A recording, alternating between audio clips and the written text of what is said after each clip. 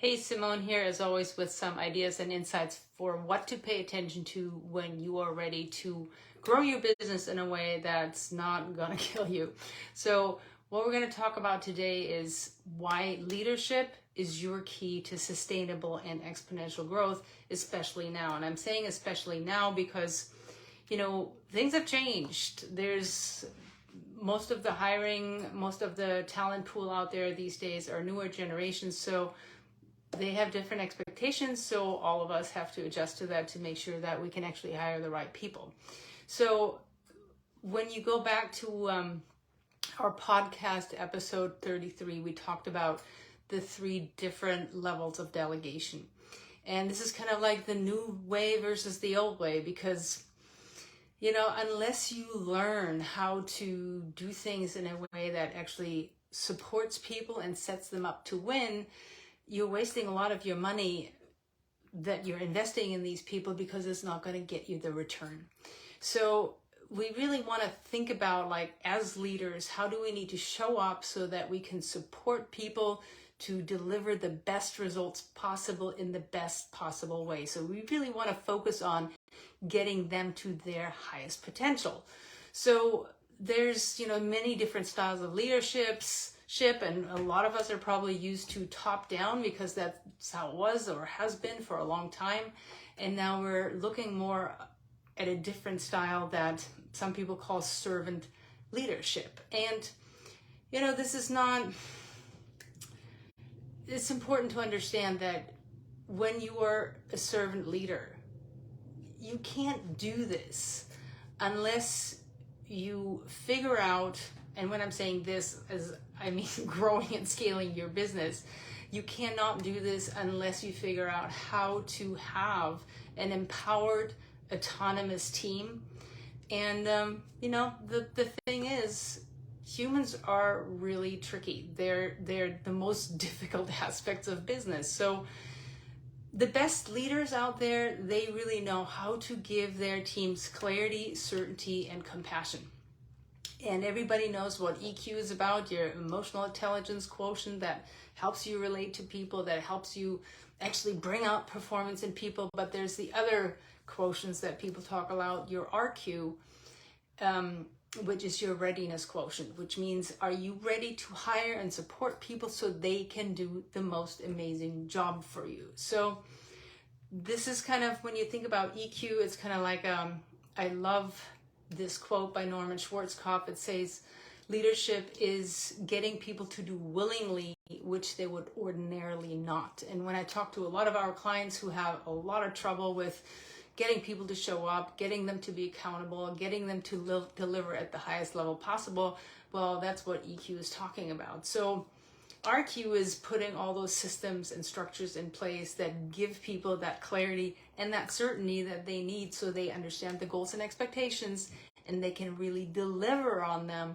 at the highest level possible. And I keep stressing this because, people can show up and just kind of do the job, and there's a statistic out there that says something like 67% of people are just showing up to do just as much as they need to so they don't get fired. So that means that only 33% of your people are really doing an amazing job statistically.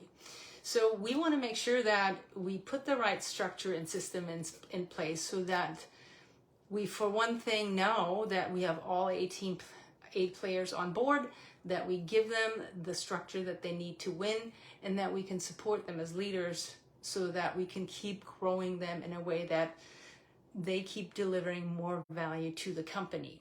So, when you think about a lot of people that I talk to, they talk about, it would be so much easier if I could just hire a COO or a GM or a director of operations who could take care of all those people so I don't have to, and I could just really focus on the stuff that I'm really good at, which is growing and expanding the business. That's what I really want to do. I'm the strategist, I'm the CEO, I'm the vision maker.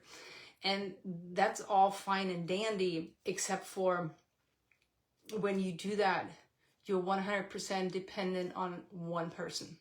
And if that one person is not doing an amazing job, that means by extension, all those people they are supporting or not supporting are not going to be at their top levels. So it creates this dependency that's not good, because our slogan really is like, we want to create, our mantra is, we want to create a self-managing company. And you can't create a self-managing company when the performance of the company is just dependent on the one person, whether that's you, and that's really bad, or that COO, VP, whatever, the person that you're hiring to do that management for you, that's really bad too, because the only thing that's going to support you to have that self-managing company where you're not in the middle of everything is when you're creating leaders at every level. So instead of having just that one person that everybody's dependent on, we want every person in the company show up like a leader. So that means that you have a culture of leadership. And that creates having those leaders at every level. So you may want to, how we do that? Well, honestly, people want to drive results. They want to be committed. They want to be bought in. They want to be loyal, but you have to give them a reason to be that. And, we have to be able to understand them, empower them, to really get that highest potential out of them. So it's about consistently showing up and mentoring and coaching the people on your team. And of course, if you do this right, you have many different levels of teams. So you're only supporting your leaders, and then your leaders are supporting their leaders who are supporting their teams, and so on. But this is really where we invest into them, into their development, to make sure that they can actually deliver. And that is really the success. So this is a little bit of a switch in mindset where, for many of us, the mindset has been that success means we're putting in the effort and we're getting the results ourselves. But now we are shifting this so that we develop people so that they can deliver. So the success is the impact on others in your care. So, because that really means when you do that, when you spend your time developing your team versus doing all the work yourself, that means now you are exponentially creating impact. And that means they win, which of course, that means you win. And that's a really, really big shift. So we kind of need that daily reminder to shift in that way and then stay there. So the most important question when you think about how can I shift and how can I stay there, where I go from out of operations mode, out of doing mode, into that mentor coach mode, growing your people, growing them into leaders so that they can lead the company for you. That's what we're going for here. So the most important question you can ask to get into this space of servant leadership is, how will I be remembered? So when you think about at the end of your career, your peers, your colleagues, your employees, what will they remember about you? So I invite you to make kind of a short list of the leaders that you've worked with in your time, in your career. What you want to know at the end of your career is, did you change their life professionally and personally?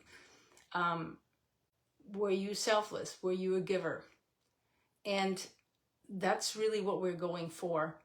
And that might sound kind of crazy, because shouldn't we just be focused on results, on business results? And yes, 100%, but those business results don't happen when you don't create these leaders at every level. So for that, you have to first focus on being selfless and being a giver and supporting the people so that they really want to actually be with you. And part of that is also holding them accountable.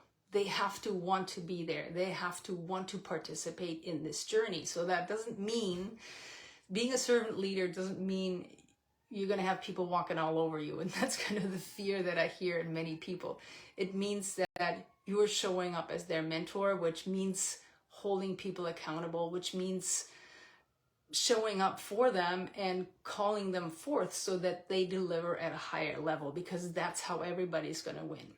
So first of all, how do you do that? You always have to make sure you get the right DNA in the room, the right people. You can't do it without the right people. Then you have to give them the systems that they need to be successful, and then you have to lead them. And this is, if I could just keep saying this over and over, I would, and I do. It doesn't matter how good people are, they still need leadership, and that's what they're relying on you for. So this is really where you create that authentic and genuine desire in people to succeed. And when you create that genuine, authentic desire in them, that means you succeed. So this is really where how we're becoming, how they're becoming. It means we're elevating the game, because once this works, you have people who are responsive, who are responsible, who have commitment, who are loyal. That means you have high performance, you have high engagement, which means your results are going to go through the roof. And the biggest thing that means is it's not all on you anymore. Now you have that self-managing company. Now you have leaders at every level. That means you can actually focus on the growth that you want to create. You're finally in your zone of genius without having to spend your day in the fires, in the weeds, and all that stuff that at this point you're probably pretty sick and tired of. So I encourage you to really focus on this, because it takes a lot of courage to make this shift. It means you have to place others to be and do their best, and that's your focus instead of everything else. So you may wonder how you start with this. You really look at the team that you have, because you want to look at what we call that they have the 4 8s. Do they have the capacity, the skill set to do their job? Do they get it? As in, do they get your vision and mission? They want to be there. Do they want it? Do they want to succeed? And then the biggest one is, do they need it? Do they need for their identity so that they feel good in their lives? Do they need to push it the best they can? So when you think about up-leveling that team that you have, start with the capacity, increase them. Like, as in, give them training, give them new challenges, move people in their seats, higher up. This is like increasing the capacity and the expertise in your team. And then when you train them for the get it part, that's really where you have to define your culture. So you have to make sure that people have standards, really, really clear standards, that they have really clear values, and that they know what flies and what doesn't fly. And anybody who's not 100% on board with this cannot be on your team. When you go to the want it part, is you have to hire right. You have to make sure that they're the right culture fit, and then you have to be there to support them, to keep kind of fanning the flames. And then the needed part comes in when you really lead people, you really feed their need and for significance and contribution, and you really work with them to build that higher level of identity that they need so that they can help you up-level the team. A company can never outgrow its leader, and a leader can never outgrow its team, or the other way around. So we have to make sure that we get all those pieces in place. So really important to step into that identity of being a servant leader, where your first focus is to build and grow and support your team, because that's how they're going to build and grow and support you and your company to get to that next level of business where you want to be. So I hope all this makes sense. Make sure that you reach out if you have any questions. We have a brand new training out there. That's the best training we've ever done. Go to bulletproofbusinessgrowth.com/leap, bulletproofbusinessgrowth.com/leap, and check out that training and let us know if there's anything we can do to help.